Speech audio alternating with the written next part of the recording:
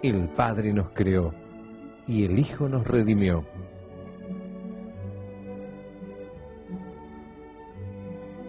Conocer y amar a Dios exige el esfuerzo de la inteligencia y la rectitud del corazón.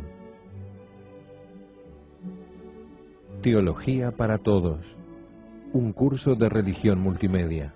En el nombre del Padre, y del Hijo, y del Espíritu Santo. Amén. Queridos hermanos, bienvenidos nuevamente a nuestro programa Teología para Todos. Hoy ya en el programa 31º, comenzando lo que denominamos Teología Sacramentaria. Hoy hablaremos de la liturgia, la gracia y los sacramentos en general. Pero antes de ir propiamente al tema, quería saludar a Mónica. Mónica, bienvenida, muchas gracias por tu presencia. Gracias a vos, Padre Juan María, un gusto y un honor estar con vos y con nuestros amigos del piso y en casa. Muy bien. Y saben que vamos a ir un poco rápido hoy porque las diapositivas son muchas, pero les cuento que el primer tema, la liturgia, es un extracto del compendio del Catecismo de la Iglesia Católica. Por lo tanto, si vamos un poquito rápido y ustedes quieren volver a leerlo más despacio, es cuestión de que se consigan el catecismo o lo busquen por internet, porque también allí lo encuentran, y lo leen despacio. La verdad que la riqueza de estos contenidos en el compendio es preciosa. Entonces, entendemos por palabra liturgia, que viene del griego, leiturgia, quiere decir servicio público, y hoy designa el conjunto de la oración pública de la Iglesia y la celebración sacramental. La liturgia es la celebración del misterio de Cristo, fundamentalmente, ya lo veremos, de su pasión, muerte y resurrección, de su misterio pascual. En ella se manifiesta y realiza a través de signos la santificación de los hombres. Decimos que la liturgia es la cumbre a la que tiende la Iglesia, es lo más sagrado que tiene la Iglesia. Es la fuerza vital, la fuerza de donde se nutre también para poder llevar este mensaje de salvación a todos los hombres. Por ella, por la liturgia, Cristo continúa en su Iglesia y por ella también Cristo continúa la obra de nuestra redención.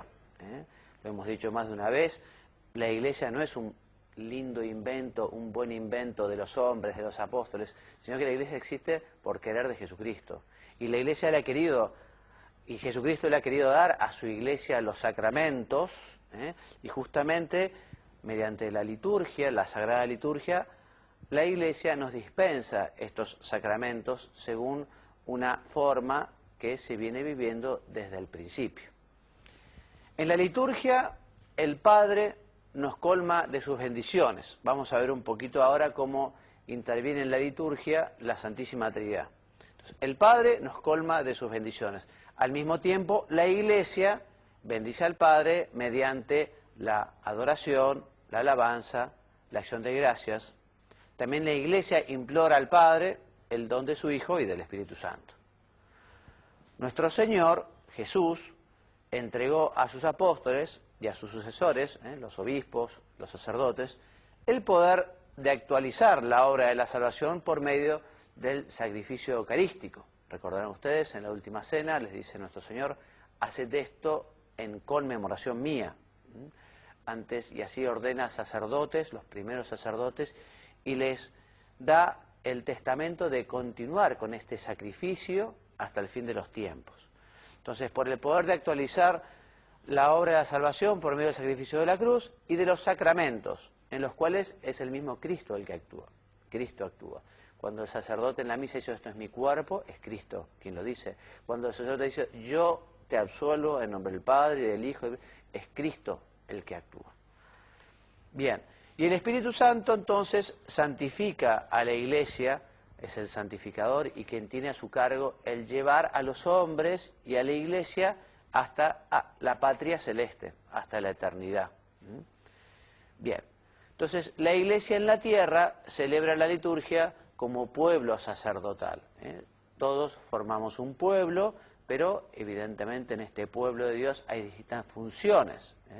Los bautizados se ofrecen como sacrificio espiritual y los ministros ordenados, los que han recibido el sacramento del orden, celebran justamente los sacramentos para servicio de todos los miembros de la Iglesia. Más adelante hablaremos un poquito más de los signos sacramentales, pero vamos adelantando un poquito, y te pediría, Mónica, entonces, ¿qué nos dice esta placa, esta diapositiva sobre los signos sacramentales? Nos dice que algunos provienen del mundo creado, la luz, agua, fuego, pan, vino, aceite. Otros de la vida social, lavar, ungir, partir el pan. Otros de la historia de la salvación en la antigua alianza, los ritos pascuales, los sacrificios, la imposición de manos y las consagraciones. Claro, porque como diremos más adelante, los sacramentos son signos sensibles y eficaces. Y todos los sacramentos tienen una materia, una sustancia y una forma que son unas palabras. Estos signos son justamente la materia de los sacramentos, ya veremos, ¿no? El pan para la Eucaristía, el crisma para la confirmación, el agua para el bautismo, etcétera. Algunos de estos signos son normativos e inmutables, o sea que no pueden cambiar. Las acciones y las palabras en la celebración sacramental están estrechamente unidas. Las palabras y las acciones, ambas tienen que ir juntos. Es preciso entonces que las palabras del rito acompañen y verifiquen estas acciones. Se dice en la teología, es algo muy cierto, que cuando hablamos de los sacramentos, las palabras y las acciones litúrgicas realizan lo que significan. Un ejemplo, nosotros cuando bautizamos derramamos agua sobre aquel niño, ¿no?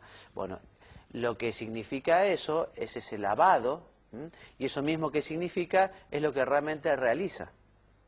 Pero ya lo veremos en adelante cuando hablemos de cada uno de los sacramentos. Qué importante es la música y el canto en la liturgia. ¿Qué nos dice el compendio? Nos dice justamente que están muy vinculados el canto y la música, por eso se tiene que cuidar y por eso la música sacra, el canto también tiene que ser tan escogido y tan cuidado. Y el catecismo nos orienta con algunos criterios para tener en cuenta respecto de la música y del canto, criterios que te pediría por favor, Mónica, si me podés leer. Nos dice que la conformidad de los textos a la doctrina, no lo leí mal, perdón. Corten. Sí. Como no lo había leído. Espérate, ¿qué es lo que querés que digan?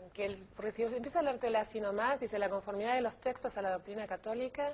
Sí, deben respetar los siguientes criterios. La conformidad de los textos. Claro, ¿qué hacemos? ¿Está Nacho por ahí o no? Nacho, perdón. ¿Que arranque yo? Yo. Listo. Te pido disculpas. Entonces... Decí 3, 2, 1 y sigo. 3, 2, 1. Deben respetar los siguientes criterios.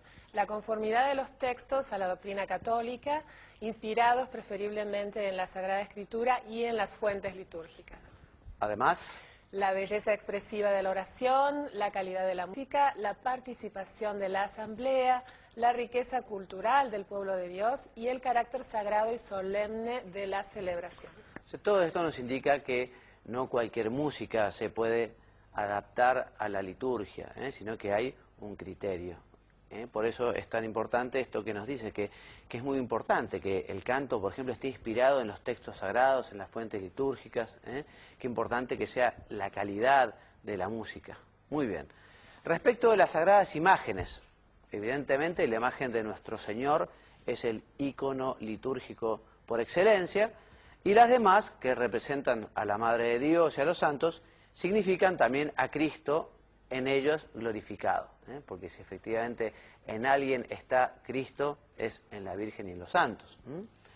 Las imágenes proclaman el mismo mensaje del Evangelio.